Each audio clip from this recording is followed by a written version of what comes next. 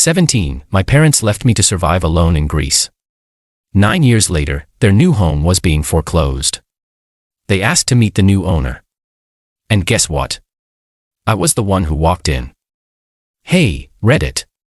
Before we start, I just want to say that this is our new channel, and we're really working hard to bring you the best stories. So make sure to subscribe to get us 1,000 subscribers very soon. Let's start the story. At 17, my life took a nosedive I never saw coming. One day, I was a regular teenager dealing with school, hormones, and the occasional argument with my parents. The next, I was standing in the middle of Athens, Greece, with nothing but a suitcase, a few €100, and a text message that read, "You're 17 now. Old enough to survive. Good luck." That was it. No phone call. No goodbye. No explanation. My parents, who had raised me in the US my entire life, had used the excuse of a family vacation to fly us overseas, then vanished while I was asleep in the hotel. They cleared out the room, left me a note, and booked their own flight back home. I was abandoned in a foreign country with no clue what to do next. At first, I was in shock. I waited at the hotel for days, thinking maybe this was some twisted prank, or they'd come back and say it was all a joke. But reality set in quickly when the hotel staff told me the room was no longer paid for and I had to leave. I didn't speak Greek, had no friends there, and knew nothing about surviving on my own, let alone in another country. I spent a few nights on park benches and got by on the money I had, eating the cheapest food I could find. Eventually, I found a hostel that let me work part-time in exchange for a bunk bed and 2 meals a day. It wasn't glamorous. It wasn't comfortable, but it kept me alive. Over the years, I learned the language. I worked in cafes, cleaned hostels, and eventually got into construction. It was hard. Brutal, even. But every time I wanted to quit, I remembered their message. Old enough to survive. It echoed in my head like a curse. So I did survive. I hustled, saved, and built a new life for myself from nothing. I found friends. Real ones, not the fake suburban types my parents always sucked up to. I started my own contracting business by the time I was 24, and slowly, I began to thrive. And then came the twist of fate. A real estate opportunity landed in my lap. A multi-property foreclosure sale from a bank that was offloading homes due to unpaid debts. One of them was located in a quiet suburban area of the US. I was intrigued because of its location, and when I saw the names of the current owners on the documents, my heart stopped. It was my parents. After all these years, I hadn't looked them up, hadn't tried to contact them. But now, life had brought them back into my orbit. Apparently, they'd moved from our original house years ago, bought this new property, and had fallen on hard times. I had the money. I had the connections. And I had every reason in the world to walk away from this deal. But something in me needed closure, justice, maybe even revenge. So I bought the house. Through a private purchase arranged by a middleman, I made sure my identity as the buyer remained hidden. The bank notified them that the house had been sold, and as part of the agreement, they were given a grace period to vacate. But then came the final surprise. They requested to meet the new owner in person. Maybe to plead for an extension.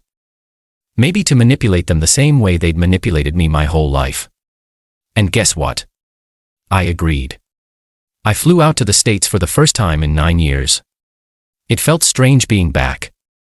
The streets were familiar, but they no longer felt like home. I dressed simply. Jeans, button down, nothing flashy. I didn't want to walk in there looking like a rich businessman.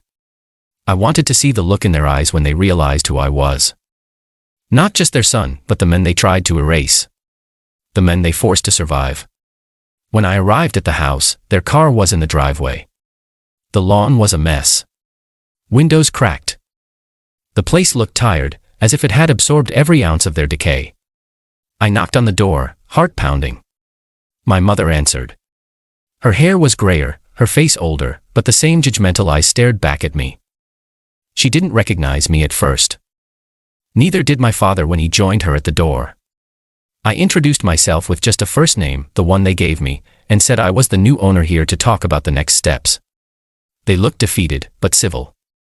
They invited me in, probably hoping they could manipulate me into some kind of deal. Maybe they thought I was some young investor they could charm or guilt trip. We sat down in the living room, and I let them talk. They rambled on about how they'd fallen on hard times, how the economy had betrayed them, how life had been so cruel lately. The irony nearly choked me.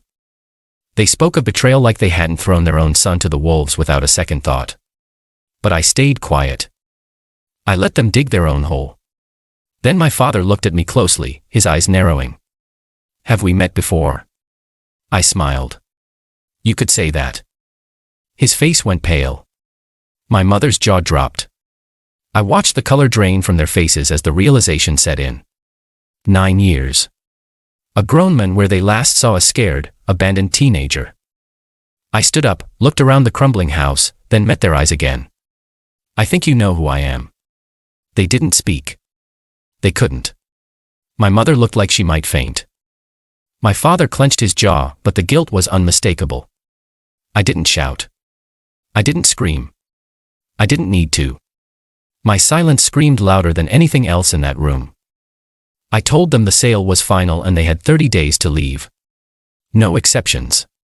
No negotiations. As I turned to leave, my father muttered something under his breath. I stopped.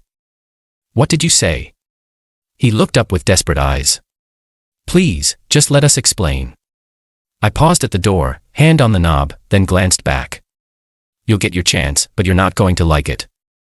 And with that, I walked out, knowing full well this was only the beginning. Because what they did to me wasn't just abandonment. It was betrayal on the deepest level. And now that I was back, I wasn't leaving without answers and maybe a bit of justice. I didn't sleep much the night after I walked out of their house. Too many emotions clawing their way through me. Anger, confusion, resentment, and something else I didn't want to admit, a lingering sense of sadness. No matter how much I'd buried my past, seeing their faces again brought everything back to the surface. The fear of being left alone in a strange country.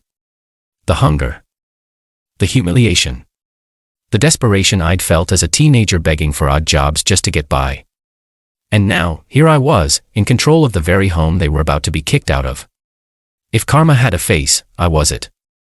The next morning, I got a call from the lawyer handling the transaction. My parents had requested a meeting, officially, to discuss the logistics of their move-out timeline. Unofficially, I knew what they wanted, an explanation.